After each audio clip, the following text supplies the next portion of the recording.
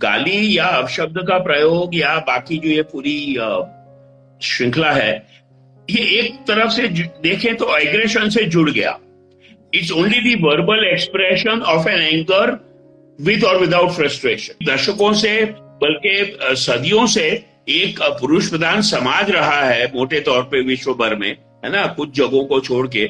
तो जाहिर है भाषाओं में अक्सर महिलाएं टारगेट बन गई हैं उन अपशब्दों के। ह्यूमर में कहीं मान लीजिए कुछ शब्दों का इस्तेमाल ऐसा हो जो कुछ व्यक्तियों को मुनासिब बिल्कुल न लगे, लेकिन एक बार और सोचे गंभीरता से, अगर हम सभी शब्दों को एक्सक्लूड कर देंगे तो शायद विट जिसको कहते हैं ह्यूमर, वो मुश्किल हो जाए। कला इसमें है, कौशल्य इसमें है कि हम ह्यूमर कन्वे कर पाए without inappropriate words being used.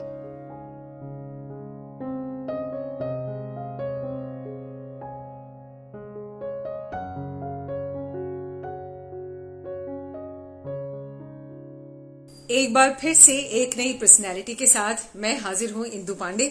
और आज हमारे साथ हैं दिल्ली से डॉक्टर निमेश देसाई।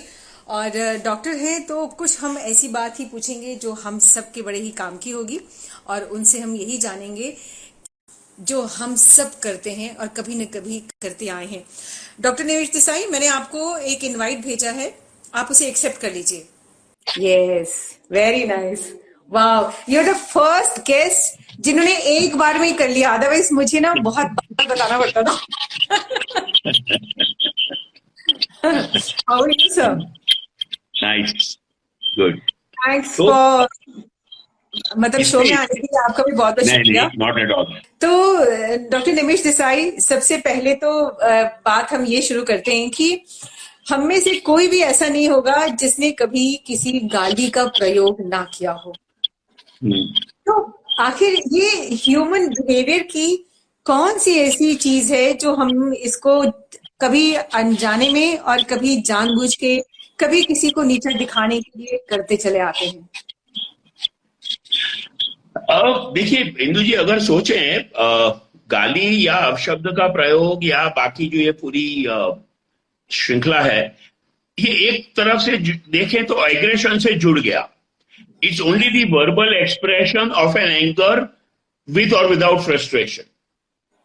तो मैं सोच रहा था दिन में कि कुछ रिसर्च है मुझे लगता है, लेकिन ये हम और सोचे, जब से भाषा का इजाद हुआ है तो भाषा में मुझे लगता है शुरू से अब शब्दों का या उस एग्रेशन का असर होने लगा।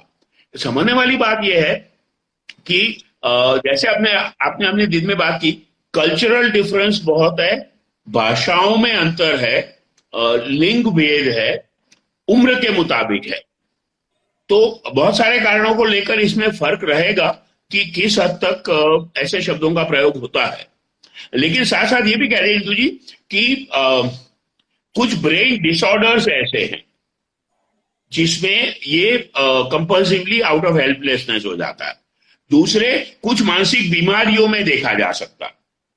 तो हम हमारे दोस्तों से सबसे पहले ये भी बात कर लें कि इसको एक आम सामाजिक या सोशल या एक्सप्रेसिव लिंग्विस्टिक एक्सपीरियंस ना समझ के हम पहले ये भी समझें कि ब्रेन और माइंड की कुछ बीमारियां और कुछ परिस्थितियां ऐसी है जिसमें ये पाया जा सकता है। तो अगर खासकर किसी को आप कुछ अनयूजुअल फॉर्म में देखें तो ये जरूर सोचा जाए। ओके, तो इन गालियों के साथ साथ सबसे ज्यादा औरतें कैसे जुड़ गई? क्योंकि सारी की सारी गालियां उन्हीं को लेकर के हैं। हाँ, ये बड़ी दुख की बात है। इसलिए मुझे हंसी भी आ रही कि ये मुद्दा बहुत सच पूछे गंभीर है। लिंग जो जेंडर डिस्क्रिमिनेशन है, जेंडर पावर इक्वेशन है, इससे संबंधित है। और न सिर्फ जेंडर में, लेकिन किसी भी सिचुएशन में अगर आप सोचें तो इसे essentially at one level power equation की बात है ना। तो चूंकि दशकों से बल्कि सदियों से एक पुरुष प्रधान समाज रहा है मोटे तौर पे विश्व भर में, है ना, कुछ जगहों को छोड़ के। तो जाहिर है भाषाओं में अक्सर महिलाएं टारगेट बन गई हैं उन अपशब्दों के। ऐसा कतई नहीं होना चाहिए। और मुझे ये भी लगता है कि जैसे जैसे जेंडर बैलेंस बदल रहा है, बाकी हर पहलू की तरह महिलाएं भी पुरुष के बराबर आके खड़ी रह रही हैं। लेकिन कई सबसे तकलीफ की बात ये होती है कि जब भी गालियों का जिक्र होता है तो लोग इसको अपराध की श्रेणी में रखते ही नहीं है। उनको लगता है कि दिस इज नॉट ऑफेंस। हम्म। हाँ, ये सही बात है, लेकिन इसको भी सोचें, अब नैतिक रूप से उसको गलत समझा जाए, सामाजिक रूप से अनिच्छनीय समझा जाए, या कानूनी रूप से अपराध समझा जाए, ये परिभाषा समय और जगह के साथ बदलेगी। हमारे ही देश में देख लें, पूरे पूरे समाज के साथ बात करें, पंजाब जैसे प्रदेश में और पंजाबी भाषा में जिन शब्दों का प्रयोग होता है वो शायद उत्तर प्रदेश की हिंदी भाषा में ना हो, बिहार अच्छा। या बंगाल की कुछ अलग भाषा हो, मध्य प्रदेश और वहां की जो तहजीब है वो अलग है। तो सिर्फ हिंदी की बात करें, बाकी भाषा को छोड़ भी दें, हिंदी और बाकी वर्नाक्युलर्स को, तो हिंदी भाषा में जो हिंदी भाषी प्रदेश है उसमें भी काफी अंतर पाया जाएगा। और मुझे लगता है वो आती है बात ओरिजिनल लैंग्वेज से। पंजाब में और पंजाबी भाषा में तो उसको बल्कि बहुत सारे एनालिसिस भी करे गए हैं कि पंजाबी भाषा में उसको एंडियरमेंट समझा जाता है। Okay. You see, there is enough evidence that in some languages it's considered more as an endearment than an abuse. संध्या तो कहती है कि ये जो एक तरह से ये वर्बल वॉयलेंस है, ये दैट सारी इज चीजें। True, that is true. देखिए, बाकी मुझे लगता है जहां भी दो व्यक्तियों के बीच या समूह के वार्तालाप की बात है, जब तक आप और हम दोनों वार्तालाप करते हुए फला शब्दों से या कंफर्टेबल हो, बात फिर भी शायद क्षम्य हो। आप जैसे कह रही हैं और हमारे साथी कह रहे हैं, आशीष, आई थिंक आशीष कौर, कि ये सही बात है कि जहां भी दूसरे व्यक्ति की डिस्कंफर्ट है, जहां जहां पसंद नहीं है दो में से या समूह में किसी व्यक्ति को, वहां रोक जरूर हो। वो रोक टोक सामाजिक रूप से हो, कानूनी रूप से हो। तो हम सबको कब ये लगेगा कि ये एक अपराध है, अपराध की श्रेणी में ये चीज है और ये नहीं होना चाहिए? क्योंकि एक बार क्या होता है कि कुछ चीजें टॉलरेबल होती हैं, लेकिन एक हर चीज की सीमा रेखा होती है और उसके बाद आप टॉलरेट नहीं कर पाते हो। सबसे सबसे महत्वपूर्ण मुझे लगता है एक बात है, और वो एक बार फिर कहूं, संस्कृति के कल्चर के मुताबिक बदलता रहेगा। अगर अंग्रेजी में बात करें, मुझे छूट हो, मुझे लिबर्टी हो, मेरे राइट, मेरे हक तब तक पहुंचते हैं जब मैं अगर हाथ फैलाऊं तो मेरा हाथ आपकी नाक पे ना पहुंचे। My boundaries and my liberty must stop when my finger touches your nose.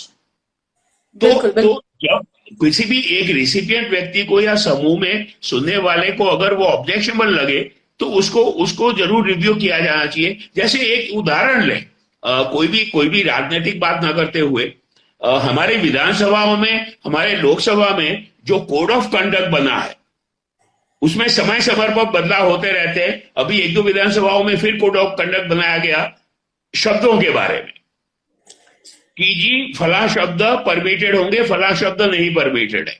तो मैं ये भी कहना चाहूंगा कि समाज के परिवर्तन के साथ ये एक कॉन्स्टेंट चेंजिंग प्रोसेस है। लेकिन आप और हम जो दोनों कह रहे हैं, मुद्दा है दो पहलू का। एक, डिस्कंफर्ट या ऑब्जेक्शन हो तो उसको हम खुद रजिस्टर करें, दूसरा उसको एक्सप्रेस कर सके, और कोई मैकेनिज्म हो कि ऐसा ना किया जाए। या जैसे मैंने बहुत सारे कॉमेडी शोज में देखा है, आपने भी शायद देखा होगा, इंग्लिश कॉमेडी शो है लेकिन उसमें एक हिंदी की गाली देते हैं और सब लोग बहुत खुश होते हैं, everybody is laughing like anything. तो ये भी एक नया कल्चर देखने को, सुनने को मिल रहा है, which I really don't appreciate it, because मुझे लगता है क्योंकि जब हम बड़े शहर और छोटे शहर की बात करते हैं तो दोनों में बहुत फर्क हो जाता है। आप जो मुद्दे कह रहे हैं वो दो तीन मुद्दों पर है, पहलू उसके हो जाते हैं। क्या शहरीकरण या पाश्चात्यकरण या जो भी बदलाव समाज में होते हैं, क्या वो एक तबका दूसरे तबके को प्रभावित करता है? क्या शहरी माहौल और शहरी जो आदतें हैं, क्या वो कस्बों के और गांवों के व्यक्तियों को प्रभावित करती है? ये कंसर्न वैलिड हो सकता है। लेकिन जो आपने बात की कॉमेडी शोज की और मजाक की, ह्यूमर, जाहिर है ह्यूमर में कहीं मान लीजिए कुछ शब्दों का इस्तेमाल ऐसा हो जो कुछ व्यक्तियों को मुनासिब बिल्कुल न लगे। लेकिन लेकिन एक बार और सोचे गंभीरता से, अगर अगर हम सभी शब्दों को एक्सक्लूड कर देंगे तो शायद विट जिसको कहते हैं, ह्यूमर, वो मुश्किल हो जाए। कला इसमें है, कौशल्य इसमें है कि हम ह्यूमर कन्वे कर पाए without inappropriate words being used. Actually तो मुझे नहीं मालूम, आपको शायद ये मालूम होगा कि हिंदुस्तान के जो कुछ भाग हैं वहां पे शादी में गाली देने का प्रचलन भी है। वही मैं कह रहा हूं कि वो अगेन अगेन हर सब कल्चर या कल्चरल ग्रुप की कुछ हद तक खासियत रहेगी। अगर हम ये उम्मीद करें कि कोई नेशनल या ग्लोबल ऐसी परिभाषा होगी जिसमें ये सब समावेश किया जाए तो वो मुश्किल होगा। जो हम प्लुरलिटी और डाइवर्सिटी की बात करते हैं, बहुमुखी संस्कृति की बात करते हैं, उसमें हमें यह स्वीकार करना होगा। मुश्किल ये भी आती है, ये दूसरा एक पहलू समझ लें, न सिर्फ with in the country but अंतरराष्ट्रीय स्तर पे। अंतरराष्ट्रीय स्तर पे एक ही भाषा में अलग अलग भाषाओं में जब कल्चरल मिक्स होता है तब ये मुश्किलें और हो जाती है। What may be okay for my culture may not be all right for your culture। आपकी संस्कृति में जो शायद रूटीन है वो मेरी संस्कृति में बिल्कुल मुनासिब ना हो। तो as we are all becoming so much more closer technology से और परिवहन से, तो ये मुश्किलें और आने लगी है। और जब वैसे इसमें एक और मजाक की बात करें, अगर हम दूसरे देश में जाके हिंदी में बात करते हैं तो एक एडवांटेज लोग ये महसूस करते हैं कि भाई जो बाकी लोग हैं वो मेरी भाषा तो समझ नहीं पाते, आप और हम वहां हिंदी में कुछ भी बात कर सकते हैं, बाकी लोग समझ नहीं पाएंगे। लेकिन ये भी गलतफहमी हो जाती है कई बार। एक बार फिर कहूंगा, अगर हम ये उम्मीद करें कि कोई यूनिवर्सल डेफिनेशन होगी तो वो मुश्किल है। संदर्भ में देखना पड़ेगा इस मुद्दे को भी, जैसे हर सामाजिक मुद्दे को देखना पड़ेगा, समय और जगह के संदर्भ में। मैं भी जाता हूं जी। तो कहने का मतलब ये है कि अगर हम गुस्से में मतलब गालियों का आदान प्रदान कर रहे हैं तो उसकी भी एक सीमा होगी, शायद होनी चाहिए। और वो सीमा या तो दो व्यक्ति तय करे, या समूह तय करे, या समाज तय करे। इसको नेक्स्ट लेवल पे ले जाए इंदु जी, कुछ चीजें कोड में हो सकती है, एक आचार्य संहिता बने। जैसे मैंने कहा विधानसभा में, लोकसभा में आचार्य संहिता बनती है, बहुत सारे और सिचुएशन में आचार संहिता से ऊपर उठकर बात आ जाएगी कंफर्ट की, उन दो व्यक्तियों की या उस समूह की।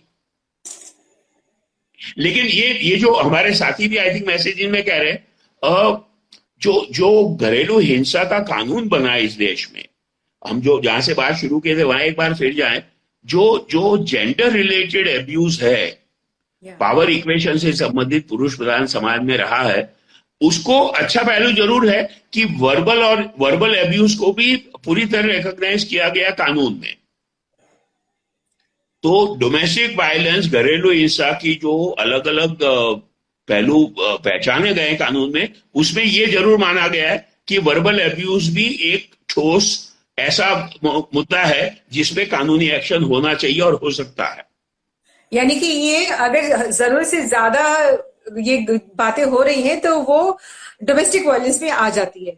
जरूर से ज्यादा भी ना कहा जाए इंदु जी, थोड़ा एक्सट्रीम हो जाता है, लेकिन जिसको न भी मुनासिब समझे बोलने वाला, उसको अगर रिसिपिएंट व्यक्ति मुनासिब नहीं समझता है तो वो कानून की भाषा में आ जाएगा।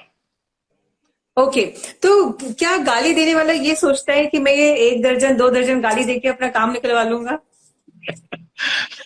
कुछ संस्कृतियों में गाली से काम निकलवाया जाता है दबाव डाल के। कुछ संस्कृतियों में, जैसे आपने शुरू में कहा, तो बहुत सारी संस्कृति में, ये संस्कृति की बात नहीं, यूनिवर्सल है, अपनी फ्रस्ट्रेशन, अपनी इम्पेशंस जाहिर करने की बात है। और मैं बार बार कहूंगा, मोटे तौर पे मुझे सबसे पहले सूझता है मुद्दा unconsciously happening power expression. Then you Okay. can get away with it. But इसको अगर सच में इंदू जी नेक्स्ट लेवल पे ले जाए वैचारिक रूप से, तो क्या totally egalitarian, totally equality based, totally non power equation based social interaction क्या पॉसिबल है? थियरी में तो पॉसिबल है, लेकिन प्रैक्टिकल रूप से देखें तो किसी भी इंटरेक्शन में कहीं ना कहीं डायरेक्ट इनडायरेक्ट पावर इक्वेशन रहेगी। मानव समाज की कोशिश ये रही है पिछले कुछ सदियों में खासकर, और 20वीं सदी में, 21वीं सदी में, कि it should be as equality based as possible. So जो मुद्दा आज आप बात कर रहे हैं वो मुझे बार बार ये लग रहा है कि that is actually related to the deeper issues of social and psychological dimensions of social relationship. Actually social related, because बहुत सारे लोगों पे, खासतौर से छोटे शहरों की बात करें तो वहां उनको लगता है कि ये तो बहुत साधारण बात है और ये तो कुछ ही नहीं। तो एक जो आप कह रही हैं प्रणालीगत रूप से कुछ अब शब्दों का प्रयोग ठीक माना गया है। आधुनिक जीवन में, शहरी जीवन में कुछ और नए शब्द प्रयोग उभरते हैं। तो बदनसीबी की बात यह होती है कि दोनों का जब समागम होता है तो वो बढ़ता रहता है घटने के बजाय। बट जैसे मैं कहा, मुझे अपने सीमित जीवन काल में देखें और जितना समझे हम मानव जीवन को, मानव जीवन की कोशिश ये रही है कि कम से कम जो पावर बेस्ड एब्यूजेस हैं वो कम हो, पावर बेस्ड एब्यूजेस कम हो, इंक्लूडिंग डोमेस्टिक वायलेंस, और रिलेशनशिप इक्वालिटी बेस्ड हो। क्योंकि जैसे आप सहमत होंगे, मुझे लगता है भाषा तो सिर्फ एक एक्सप्रेशन है ना रिलेशनशिप का। बिल्कुल बिल्कुल। Language is more often, specially bilateral multilateral, is only an expression. लेकिन ये कहा जाए बार बार कि कोशिश ये होनी चाहिए हम सबकी तरफ से, जैसे आपने शुरू में कहा, कोई भी शायद हमें से ये क्लेम नहीं कर सकता कि कभी ऐसे शब्द प्रयोग नहीं हुए हैं अलग अलग संदर्भ में। हम में से कोई भी ऐसा क्लेम ना करे, लेकिन हाँ, निजी रूप से समूहों में और सामाजिक रूप से कोशिश ये की जाए कि सामाजिक या कानूनी रोक टोक परिभाषा हो, रोकथाम हो उसकी, और अगर फलाह से ज्यादा हो तो उस पर कानूनी कार्रवाई हो या सामाजिक निंदा हो उस चीज की। तो हम लोग को ये बात कब समझ में आएगी कि ये एक अपराध है? जैसे मैंने कहा, कानून में तो ऑलरेडी प्राविधान है, डोमेस्टिक वायलेंस में और बाकी कानूनों में भी बहुत सारे अच्छे पहलू कानूनी किताब में रह जाते हैं, उनका अमल सामाजिक रूप से कम हो जाता है। ये हर समाज की सच्चाई है, मुझे लगता है हमेशा हमारे समाज की ये ज्यादा ही सच्चाई है, वो जो गैप है between legal provisions and social implementation. Yes. तो देखिए, आप बोले थे कि हम क्या 20 मिनट तक क्या इस पे बातें करेंगे? बहुत अच्छा लगा। नमस्कार। Thank you very much sir. Thank you so much. Thank you. Bye bye. Thank you.